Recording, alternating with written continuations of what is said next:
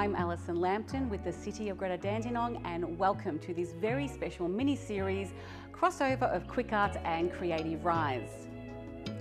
Let's talk about wood panels. Now, there's a lot of variety out there, and wood panels have been around for hundreds and hundreds of years. So back in the 2nd century, there is still wood panel paintings evident that have been preserved in the beautiful dry climate of Egypt.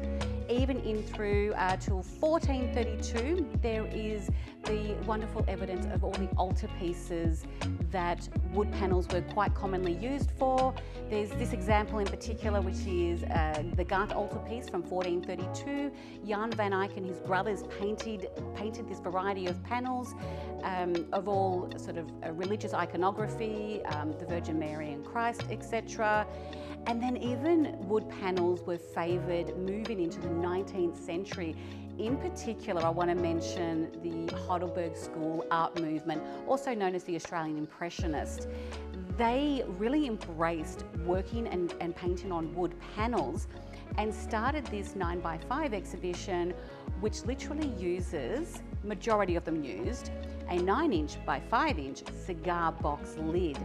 So the examples here of Charles Conder, Impressionist Arthur Streeton, and the Tom Roberts painting, A Violin Lesson. If you have a really close look at these images, you can actually see that the wood panel texture is actually still showing through that paint. So they use these smaller 9x5 boards to produce sort of more quick, energized executions of a painting. Here at the City of Greater Dandenong, we have a long history with the 9x5 exhibition. It had run quite regularly here in Dandenong, and it attracted artists and audiences nationally. I want to show you some examples of the types of wood panels that are available to you. And as much as I don't like rules, there's going to be a couple please don'ts in this session. So there are really cheap options of wood board out there, and you can just get them from a hardware store. You don't necessarily need to go to an art shop to buy all of your wood panels, although they do have some really lovely varieties, and I'll show you those in just a moment. One of our cheaper versions of wood panels that's readily available at hardware stores is known as MDF. It's a medium density fibre board. This is its natural colour, so kind of a bit of a fawny colour, and this is the colour once it's been coated with a clear primer, which I'll talk about later. MDF is a moisture-seeking, moisture-loving bit of wood board. As great as it may be for doing quick little sketch studies, it will eventually warp and swell because any moisture that will be in our environment, it's going to suck up and absorb. So it's really not the best recommended board to use because it's not archival on any level. Archival meaning durable to the standard of permanent art. MDF board is not going to give you that. However, there is another cheap alternative out there, and I say cheap not because it's a sub-quality of material, but because it's affordable, is plywood. Plywood is made up, you should be able to see, of multiple layers that are adhered together with resin, these thin layers of ply or layers of wood to make one big thicker part of wood. These layers are actually glued perpendicular to each other, making it really strong and durable. You can get plywood in multiple thicknesses. When you're considering which thickness to buy, you do need to think about whether you are going to frame it or screw a hanging system directly into it. So know what your screw size is and have an idea as to whether the screw is going to be too long for your particular thickness. This one is a 7mm. There is a 9mm. This one is a 12mm. So yes, it's a little bit more expensive and it's a little bit heavier, but I know that I can attach my hanging system direct to the back and it's not going to push the screw through to the front of the painting. So plywood is a really nice alternative for your home, sort of buy it yourself, cut it up, painting surface.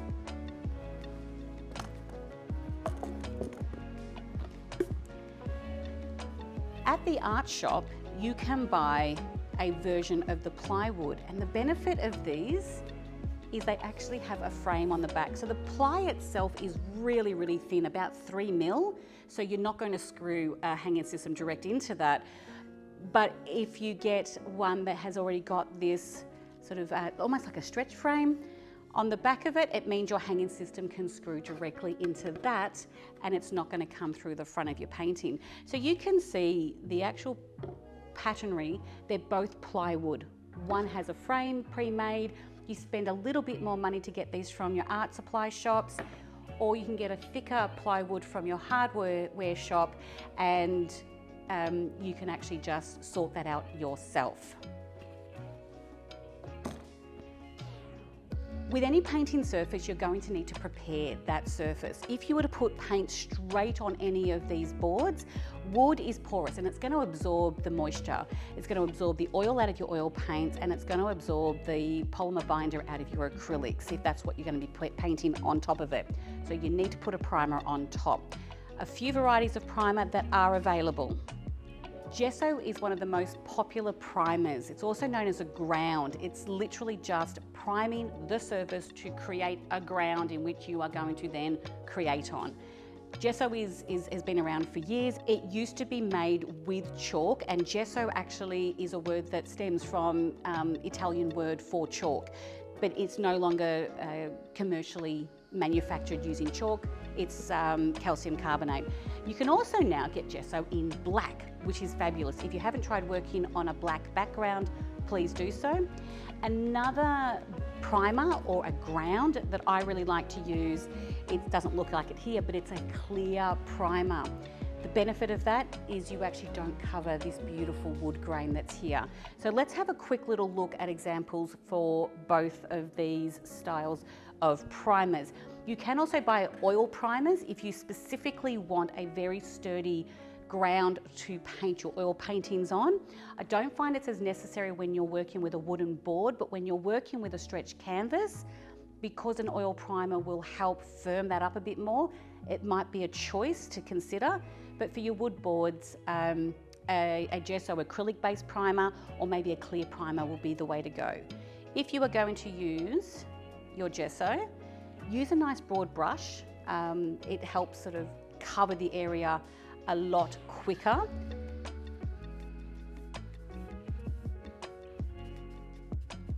And you are just going to brush that all the way over, all the way up to your edges. Don't know if you can see there already, but it is starting to absorb. That wood is so porous, it's already starting to absorb some of that liquid moisture and almost giving me a bit of a chalky residue. That's the white one. Let's have a look at the black.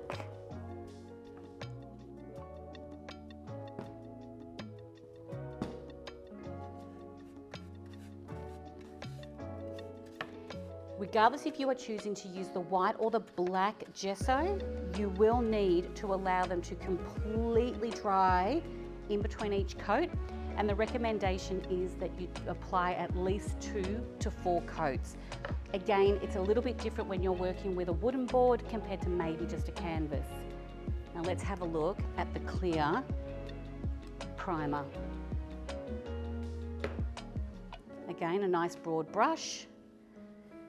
So it goes on looking a little bit like that pasty PVA, but it is archival, so it is art quality when you buy a clear primer from an art shop.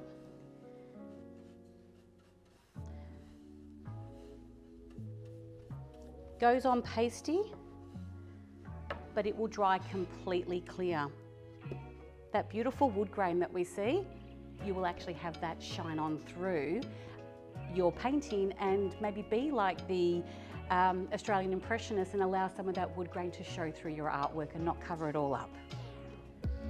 So wood is a very sturdy, but also a very smooth and flat surface. It doesn't mean that it gives you that disadvantage if you really like to work with texture. Some really simple ways to add texture to your wood surface. Put a bit of a coat down of your wet gesso or primer. And I have literally just sprinkled a little bit of dirt and sand that's come from the garden over. And the wet primer sort of adds, it acts like a bit of a glue. Or alternatively, you can get some basic tissue paper.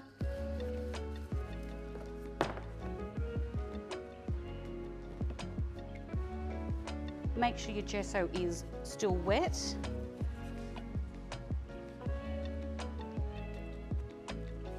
And you can wrap, rip and place bits of that tissue paper onto the existing wet primer. You can even have that consideration of the pattern. You might want to be thinking about your design for your artwork and lay these textures accordingly so it really is going to benefit the final piece. Allow that to settle. You would allow it to dry completely. Then in your final layers, you go back over with your primer.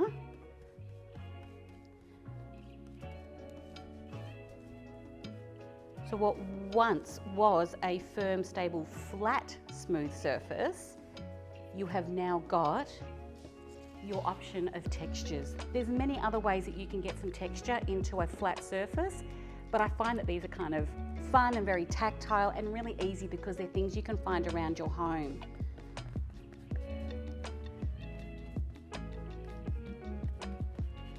Alternatively, if you already have some, or you may want to actually buy some to experiment with, you can get impasto paint that you add to your gesso binder or your clear binder. And you can actually then use your painting application technique with impasto, and it actually, you can allow your brush marks to create that extra texture.